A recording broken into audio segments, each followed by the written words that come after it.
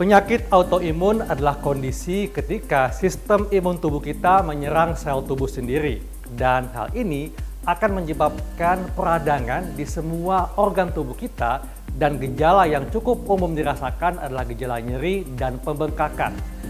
Nah, biasanya bagi penderita penyakit autoimun sudah mengalami semacam resistensi dengan sejumlah obat anti nyeri. Saat ini saya akan membahas bagaimana ramuan herbal dapat membantu untuk menurunkan gejala-gejala penyakit autoimun. Dan seperti biasa, di samping saya sudah ada Dr. Yanti Maharani, dokter ahli herbal. Halo dok, apa kabar? Baik Dr. Haikal. Kita akan membahas tentang ramuan herbal nih yang membantu untuk meredakan gejala penyakit autoimun. Karena biasanya dok, bagi penderitanya sudah mengalami semacam kekebalan lah dengan sejumlah obat anti nyeri. Nah ini bagaimana dok cara membantu mengatasinya dengan ramuan herbal yang cukup mudah didapatkan di dapur kita?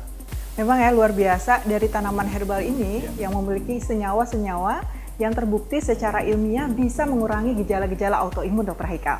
Nah, di antaranya banyak sekali bumbu-bumbu dapur atau dari jenis rimpang-rimpangan yang bisa kita gunakan. Di sini saya sudah punya kunyit. Nah, kunyit ini sering kita dengar dengan istilah turmeric. Kalau nama latinnya curcuma longa, memiliki kandungan senyawa aktif kurkumin. Kurkumin Kurkumin inilah yang dia sifatnya menekan mediator inflamasi atau peradangan interleukin 8 dok, dan dia bisa mengurangi pembengkakan dan keluhan nyeri pada penderita autoimun. Nah, kurkumin ini juga bisa merangsang pembentukan glutathione, di mana glutathione ini merupakan antioksidan alami yang diproduksi oleh tubuh untuk mengurangi stres oksidatif tubuh. Jadi bisa juga untuk menangkal radikal bebas dok ya? Ya, betul. Oke, berikutnya apa dok? Berikutnya jahe atau ginger, nama latinnya Gingiber officinale. Di dalam ginger atau jahe ini terdapat kandungan yang namanya zingeron dan gingerol, dan juga ada enzim proteolitik. Nah, ini fungsinya bisa mengurangi peradangan dan juga sebagai anti nyeri yang kuat.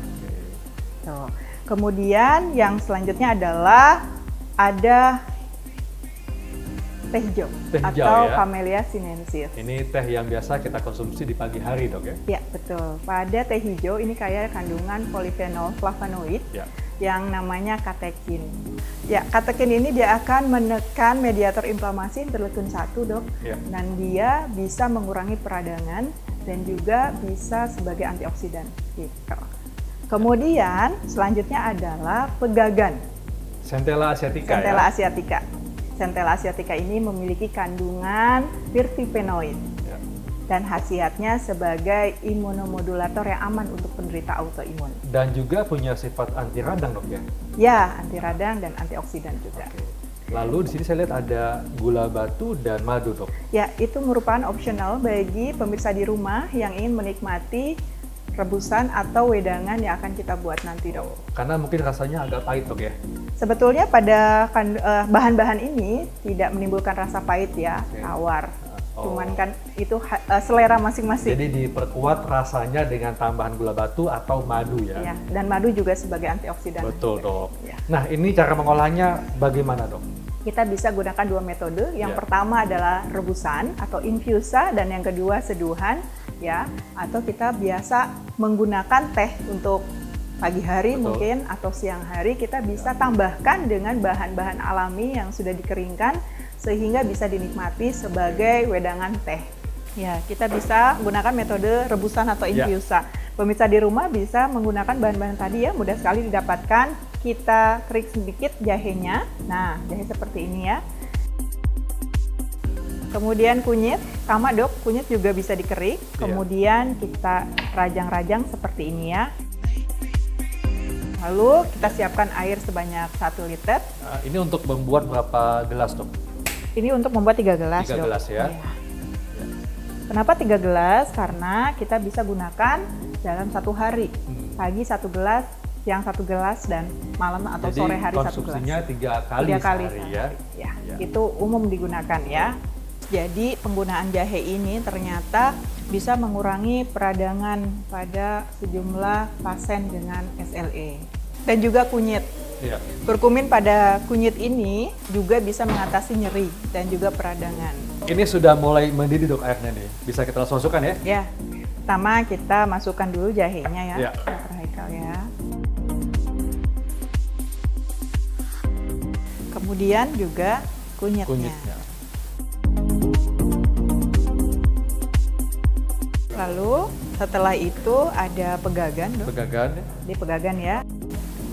Dia memiliki aktivitas sebagai imunomodulator. Iya. Kemudian Setelah itu sebetulnya kalau misalkan pemirsa di rumah memiliki tanaman yang namanya cacendet atau Cacendet. ciplukan. Nama latinnya Physalis angulata. Ya. Seperti ini contohnya jika dikeringkan, ciplukan ini memiliki kandungan namanya physalin. Physalin ini juga berkhasiat sebagai anti radang dan juga anti nyeri.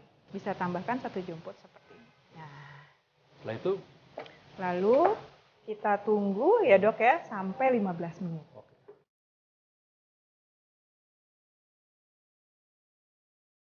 ini sudah 15 menit dok ya. Ini sudah mulai bisa kita tuang ya. Ya, kita tuangkan ya.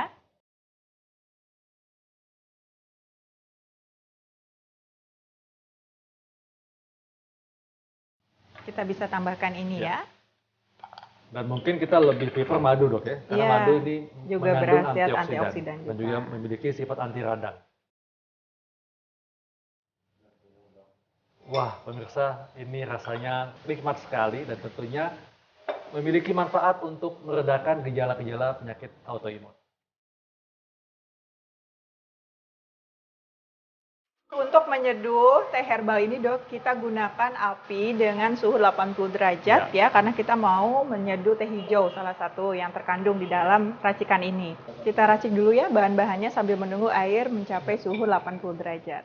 Dan ini kita sekaligus untuk menghitung dosisnya dok ya, kita Iya. timbang. Pemirsa di rumah bisa menggunakan alat untuk menimbang di dapur ya, yang biasa kita gunakan untuk memasak. Teh hijau atau Camellia sinensis seperti ini kita bisa gunakan 3 gram. Ya. Ya. Kemudian tambahkan jahe atau ginger 1 gram. 1 gram. Ya. Lalu, Kemudian kunyit juga kunyit, sama. 1 gram juga. Ya.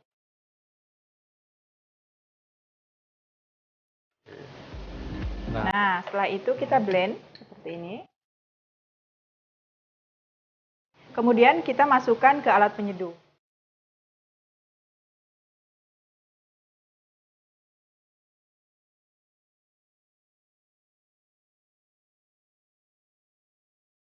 Mungkin pemirsa penasaran nih, apakah ada perbedaan khasiat antara yang diseduh dengan yang direbus tadi? Kalau untuk terapi lebih berkhasiat ketika kita menggunakan metode infusa atau Rebusan. rebusan. Oke. Ya karena ekstraksinya ya sesuai dengan standar 15 menit. Kemudian juga sudah matang semua ya dok ya. Sudah siap kita minum. Sudah 4 menit dok ya? Ya. Jadi bisa kita angkat ya. Ya, kita tiriskan dulu ya dok. Ya. Oke. Jadi ketika kita menyeduhnya dengan waktu yang tepat, Ya. rasanya juga akan lebih enak. Dan tentunya terjaga khasiatnya dok Ya. ya. Juga akan keluar juga tuh wanginya. Nah, kalau tadi kan kita pakai madu dok, Ya. ini bisa kita tambahkan gula batu ya? Boleh, boleh. Berapa dok kira-kira dok? Sesuai Cukupnya, selera sesuai ya. saja ya. Ya. Wah, ini aromanya betul-betul apa ya, aroma herbal, tapi tentunya memberikan manfaat untuk membantu mengurangi gejala-gejala penyakit autoimun ya, seperti nyeri dan pembekakan. Nah, pemirsa, demikianlah pembahasan tentang ramuan herbal yang membantu untuk meredakan gejala penyakit autoimun seperti nyeri dan pembekakan, dok ya. Saya Dr. Hekalan Sari Dan saya Dr. Yanti Maharani, praktisi herbal medik untuk hidup sehat plus.